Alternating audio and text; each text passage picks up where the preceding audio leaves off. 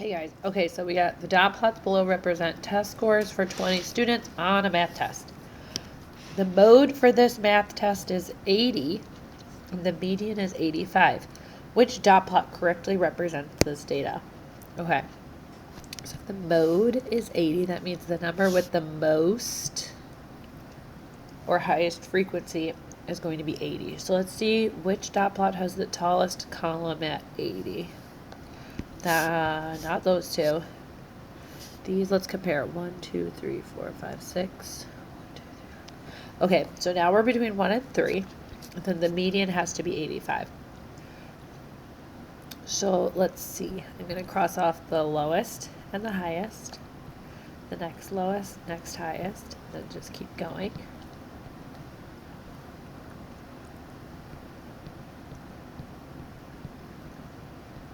Okay, so that leaves me with a median of 85. Let's just double check what would happen here. So this data is symmetric, so I can kind of just cut off both of these whole parts. And then that would leave me with a median of 80. So my answer's got to be only Roman numeral 1, answer choice 1. Okay, 17. A function is graphed on the set of axes below. The domain of this function is, okay, so the domain is going to be all the x values. We start here and we end, oh, there's an arrow on the end, so we go on forever. This guy starts at -2, but we do not include -2 in our inequality because there is an open circle here. So we would just say that x is greater than -2. And that this notation here is just a little funky. It just means x such that x is greater than -2. It's called set notation. Okay. Let's see. Now we're on 18. Which ordered pair is a solution? What just happened? Oh. Which ordered pair is a solution to the equation y equals, or y minus 1 equals 2 times x plus 1/4. Okay, so an ordered pair is a solution to an equation when it is a point on the line. So let's graph this guy. Y is not alone, so I'm going to graph him in relation mode. I would get, y minus 1 equals, sorry, I'm so stuffy, x plus 1/4. Okay, so then now we're going to trace along this thing. And it looks like we're counting by all the way down to 0.025 on some of them. So let's have that be our trace step. And then we're going to put the blinky dot on there and let's see. It looks like the first point we would come to is 0.75. Let's see what 0.75 is on here. That is 3, so that's not a point on here. What about 1.25? 1.25, yes, that's a point on the graph. Let's just confirm that the others are not. 2.5 and negative, no. And then 4 and negative, nope. Okay, so it's going to be answer choice 2. All right, let's go to 19. So Elena's fastest time for the 50-meter dash is 7 seconds. She wants to know how fast this is in inches per minute. So we are given 50 meters in 7 seconds. So we are given meters per second. And we want inches per minute.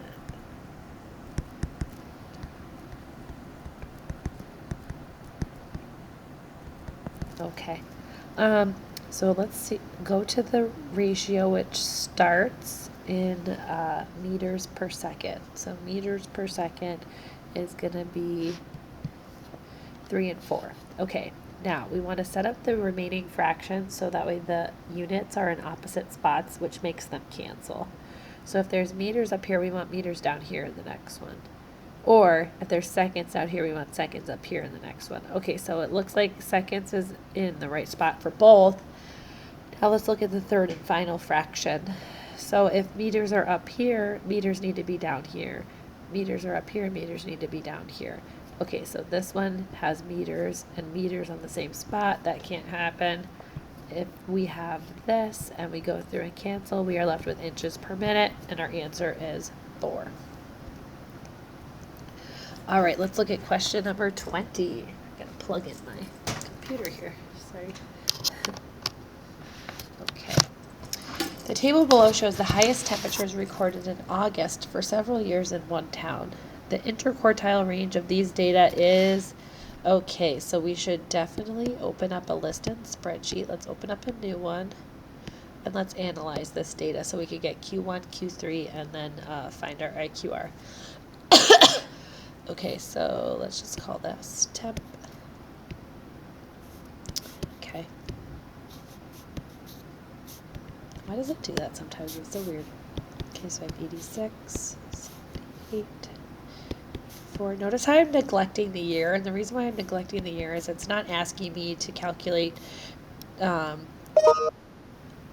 statistics on both lists. It's just asking me about the temperature. So let's do that, okay? 84, 95, okay, 81, 77, 88, 93. Okay, so let's go ahead and add a calculator page. We're going to do menu 611. There's only one list. It is my temp. I'm going to hit OK. All right, so the IQR is found by subtracting Q3 minus Q1. So let's go to Q3, which is 90.5, minus Q1, which is 79.5. That is 11. And if you forgot that on the day of the test, you can totally look in your reference sheet, and it'll have a really great place for you to start. So let me just open this up. Okay. Yeah, so IQR is right here, and it tells us that the IQR is Q3 minus Q1. Sorry, I'm stuffy. 21. The function f of x equals x squared is multiplied by k, where k is less than -1, so k is a negative number. We know that a negative number out in the front of the graph is going to flip the graph downward. So we're going to be looking for the graph of x squared, but he's flipping downward. And since k is less than -1, we know that he is a whole number. Fractions make the graph wider, whereas whole numbers make the graph skinnier. So we need narrower and facing downward. That's going to be answer choice 4. Okay. Let's go to 22. So on 22 it says, which graph is the solution to the inequality 6.4 minus 4x is greater than or equal to -2.8? Well, let's go ahead and solve this, and then we'll get our x, and then we'll graph our solution on a number line.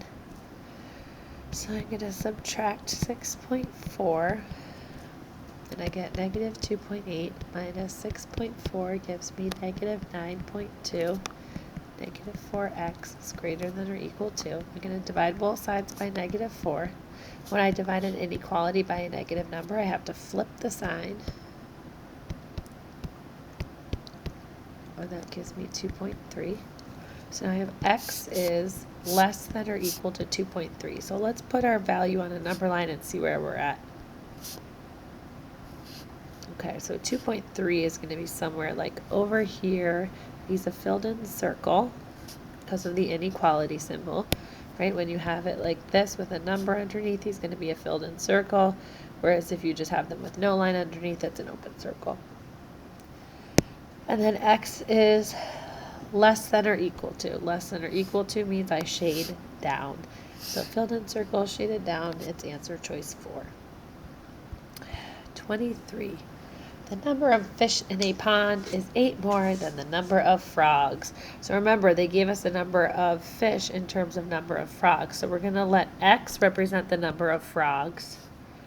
And then the number of fish is going to be 8 more than x, which is x plus 8. Okay.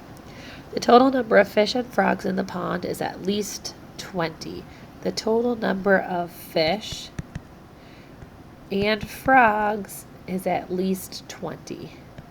Let's figure out what at least 20 looks like. Remember, we go a little bit above and a little bit below. This is 20, this is 19, this is 21. At least 20. Can it be 20? It can be 20, but it has to be 20 or more. So we're going to have to be, is this whole expression here must be greater than or equal to 20. So I get 2x plus 8 is greater than or equal to 20. That's answer choice 2. 24. Which graph represents a function that is always decreasing from negative 3 to 3? So let's examine the interval from negative 3 to 3 on all of these graphs. I'm looking for the graph where it's always decreasing on that interval. So as I read from left to right, this graph appears to be increasing on this interval. As I read from left to right, this graph appears to be increasing on this interval. As I read from left to right, this graph appears to be increasing, then decreasing on this interval. As I read from left to right, this graph appears to be decreasing on the interval from negative 3 to 3. All right, now let's look and see what numbers we have to do next. I am going to page 13, which is number 28. Okay, so meet me on number 28. Here we go. Okay, 28. Solve x squared plus x equals 33 for x by completing the square. Oh, we've done problems like this so many times. Remember those mini half-sheet do-nows that we did forever? This is just like it. So it's going to be quadratic because there's an x squared. The method that we use to solve is going to be completing the square. Let's hit it. So if I have a quadratic,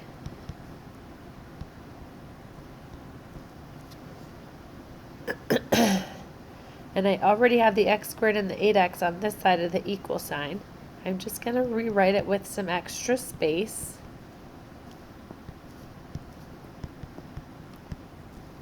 I'm going to find the magic number that completes the square. I'm going to have it. I'm going to square it. 8 divided by 2 is going to be 4 squared is 16. What I do to one side, I have to do to the other, and I get x plus 4 squared equals 33 plus 16, 49.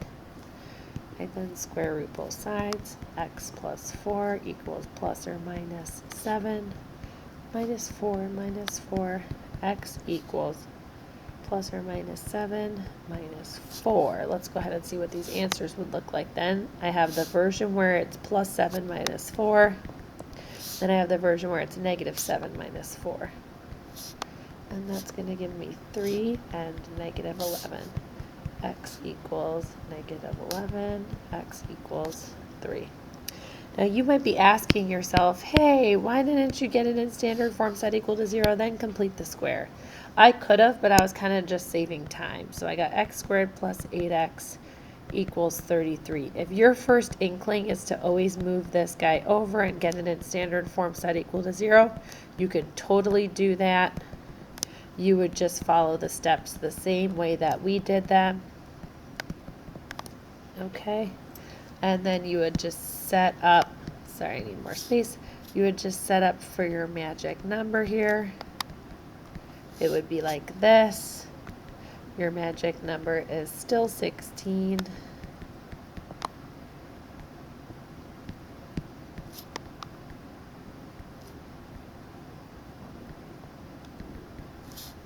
Except now you would just have to move the constant over at the end.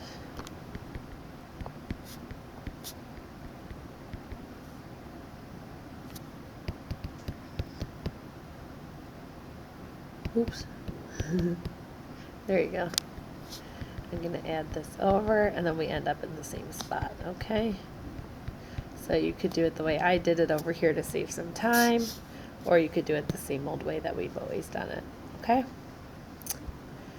All right, now we're going to 20. Come on, scroll for me. All right, there we go. Now we're going to 29. Let me just double check. We have to do 28 through 30, 32 through 34, and then 35. Okay. So 29 is going to be if f of x equals negative 3x minus 5 over 2, algebraically determine the value of x when f of x equals negative 22. So this is function notation. F of x equals y. The number to the right on the right of the equal sign all by itself is going to be a y value. F of x is the same thing as y, so let's substitute in a negative 22 everywhere we see a y in this equation. Then I'm going to put this over 1, and I am going to scale up to clear the denominator. I now have negative 44 is equal to negative 3x minus 5. And then solve this as a plain old linear function.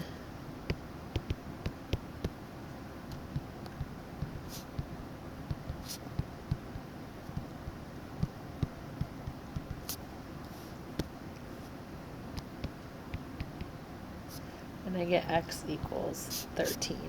And then you should always check your answer with end solve. Menu 3, 1. Type it the way you see it. If negative 22 equals. I guess if you didn't know that negative 22 was a y, you wouldn't really know what to type in, would you? So make sure you know your function notation for the Regents. You got 13, the answer is 13. Okay, 30. So question 30 says rationalize the denominator of the fraction below. Express the solution in simplest form. So I need to rationalize, which means get rid of the irrational number, the square root of 2, in the denominator. Then my answer needs to be in simplest radical form. So the way that I get rid of an irrational denominator is by something called rationalizing. And this is where I multiply by the square root of 2 over the square root of 2, which is a very smart version of 1 that cancels our square root of 2 in the denominator. When I multiply fractions, I do numerator times numerator over denominator times denominator, and I get 4 radical 2 over 2. I then type in the coefficient here and see if it reduces, and it does, to 2. I now have 2 radical 2 as my answer. All right, we are on question 32 now. The table below shows the average heart rate X and calories burned Y for 7 men on an Olympic rowing team. Yes, go rowing during a 1-hour workout class. Write the linear regression equation that models these data, rounding all values to the nearest tenth.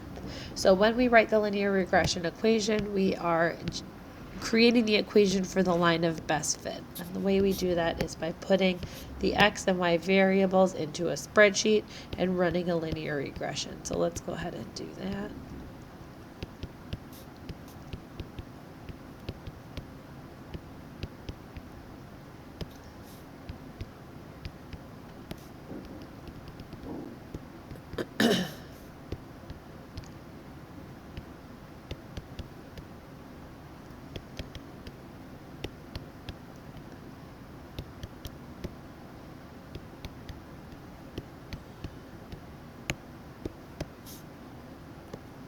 Okay, now I'm going to add a calculator.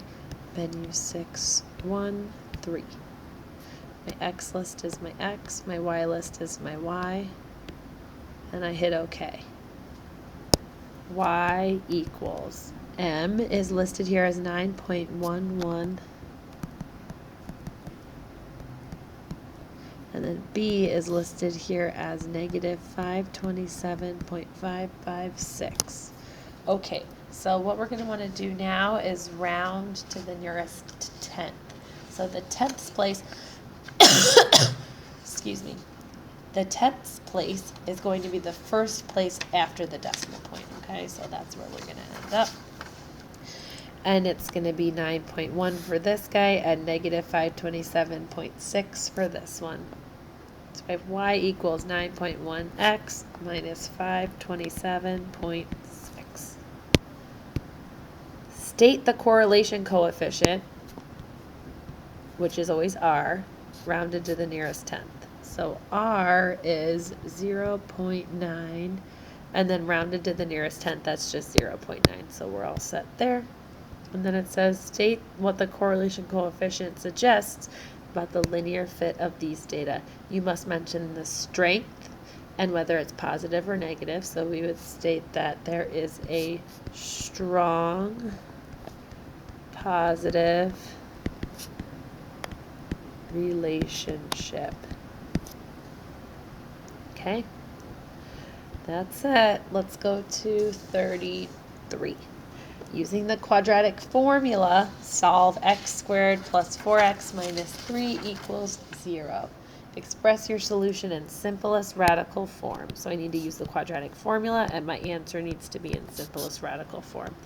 Let's consult our formula sheet and know that that is always available to you if you need to find out the quadratic formula. It's right there, okay? So here we are. We have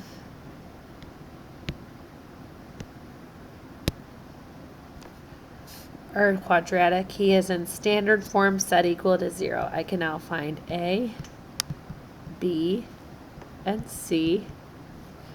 I now need to find the disk. The discriminant is b squared minus 4ac. That can be found as the piece under the radical in the quadratic formula on your formula booklet. Don't forget to put b in parentheses. That's the number one problem you guys have, I would say. Okay. So I have 4 squared minus 4 times 1 times negative 3, and that gives me 28 as my discriminant.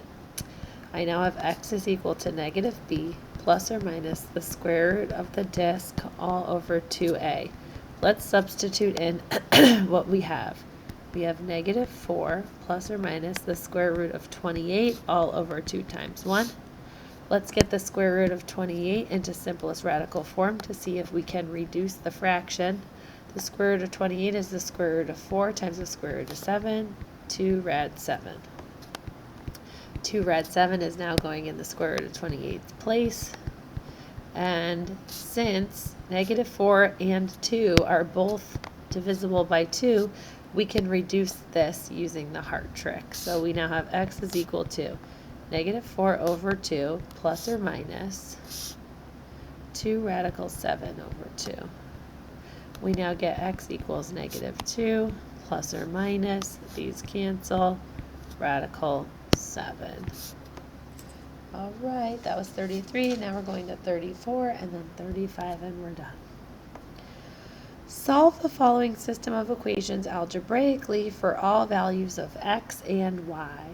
So I need to do it algebraically, which means I need to show all my work. A correct answer with no work shown is worth 0 points. So let's go ahead and look at the methods that we can use. So we use elimination when we have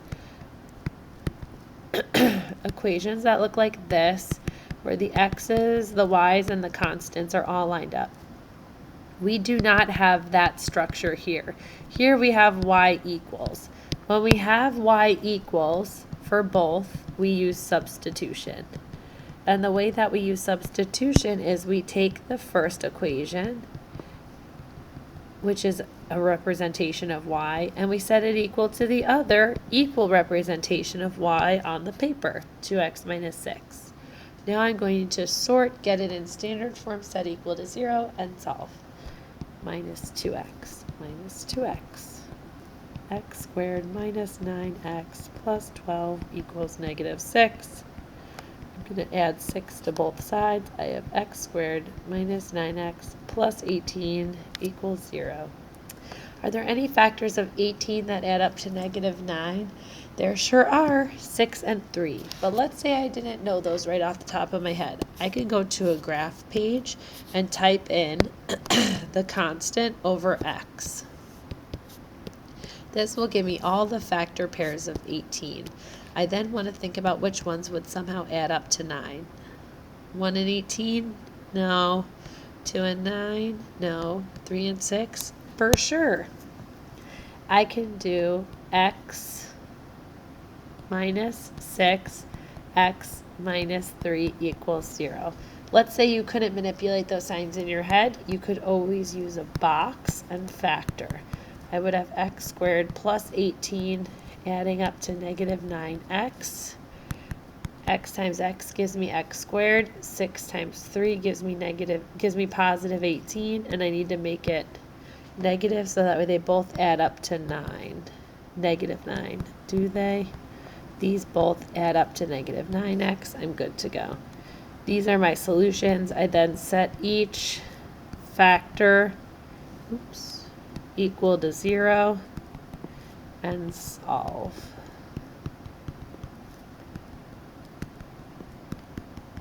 And then let's say I wanted to check my answer. I would graph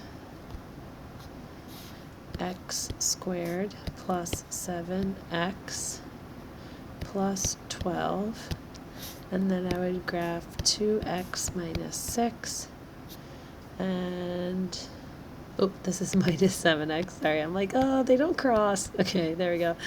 Perfect, now I see that they cross 2 times. And let's just make sure we have the right one. Okay, we have them crossing at x equals 3, and then we also have them crossing at x equals 6. Perfect. So let's get those y values so we can figure out the points or the solutions, right?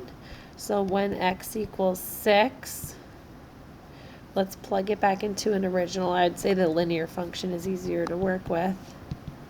Let's plug in the 6 for x and see what we get for y.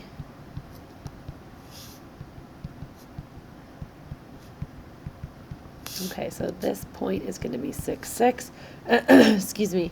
And then when x equals 3, y equals, I don't know.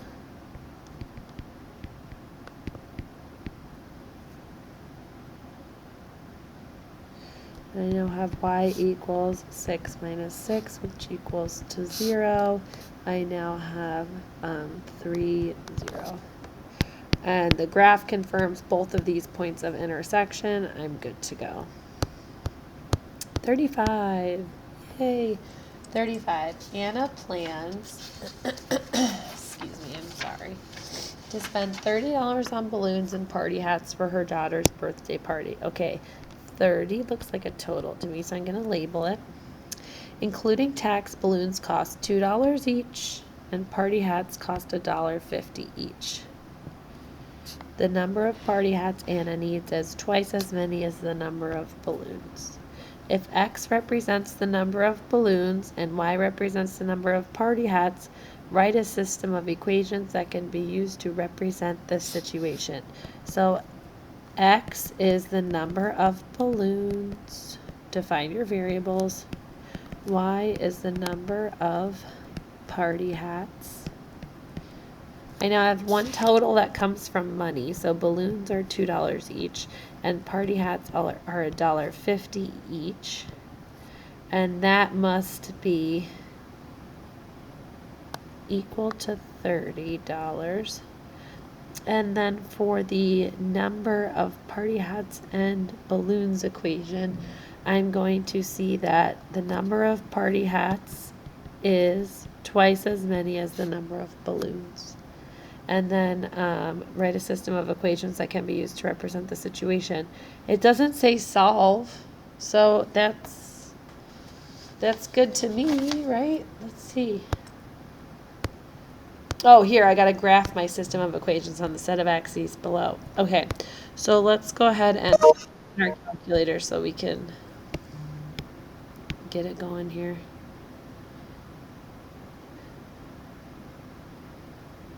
Okay, so I've got 2x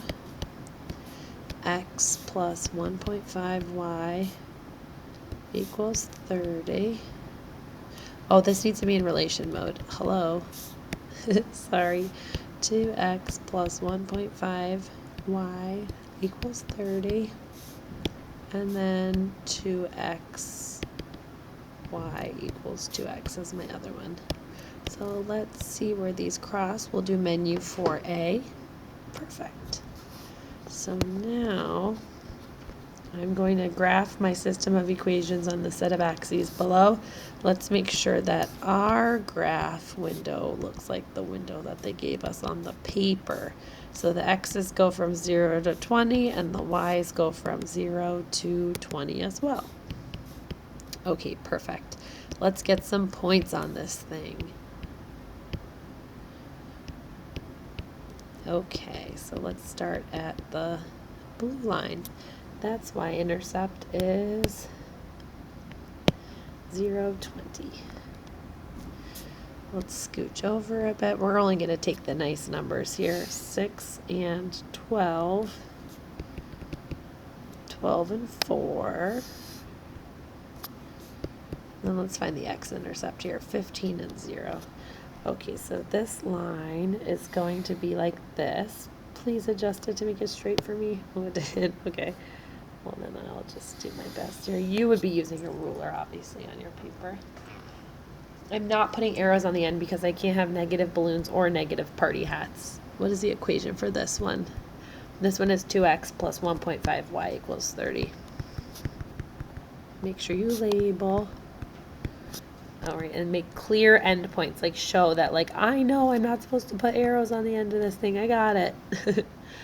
And then now you're going to go with red.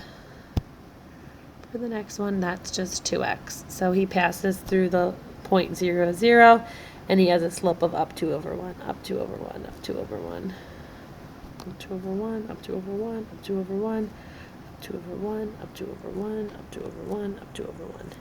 Make sure you have clear endpoints on the end of this line, too.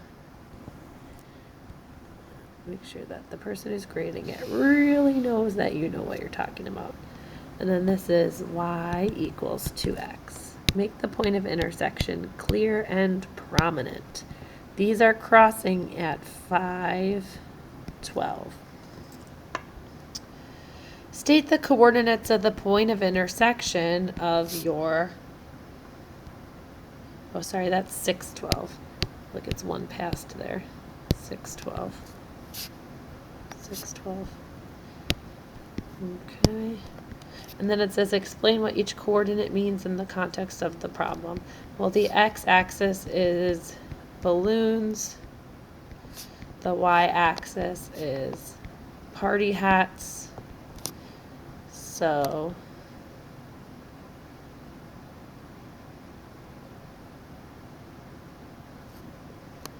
when Anna bought 6 balloons, she bought 12 party hats. Yay, that's it. Take care.